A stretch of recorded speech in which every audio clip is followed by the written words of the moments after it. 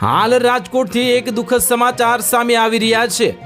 વાત કરીએ તો સમાચારની અમેરિકા અને ઈરાન વચ્ચે વધતા યુદ્ધના તણાવની અસર હવે ગુજરાતના ઔદ્યોગિક હબ રાજકોટ સુધી પહોંચી ગઈ છે। વિશ્વ બજારમાં સર્જાયેલા અનિશ્ચિત માહોલને કારણે રાજકોટના એન્જિનિયરિંગ અને ઓટો પાર્ટ્સ ઉદ્યોગને મોટો ઝટકો લાગ્યો છે। એક સમયે 24 કલાક ધમધમતા કારખાનાઓમાં હવે મશીનોની ગતિ ધીમી પડી ગઈ છે। 3 શિફ્ટમાં ચાલતું ઉત્પાદન હવે માત્ર એક જ શિફ્ટ સુધી સીમિત રહી ગયું છે। રાજકોટ શહેર અને જિલ્લામાં અંદાજિત 11,000 થી 12,000 જેટલા નાના મોટા કારખાનાઓ આવેલા છે, જેમાંથી મોટા ભાગના કારખાનાઓ એન્જિનિયરિંગ, કાસ્ટિંગ, ઓટો પાર્ટ્સ અને મશીનરી ઉત્પાદન સાથે જોડાયેલા છે। પહેલેથી જ મંદીના માહોલનો સામનો કરી રહેલા ઉદ્યોગકારોને હવે આંતરરાષ્ટ્રીય યુદ્ધના માહોલ વચ્ચે વધુ મુશ્કેલીઓ મૂકી દીધા છે।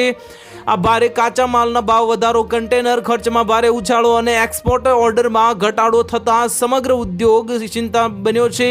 અને હવે એન્જિનિયરિંગ એસોસિએશનના પ્રમુખ નરેન્દ્ર પાયાણીના જણાવ્યા અનુસાર સ્થિતિ વધુ ખરાબ બની રહી છે।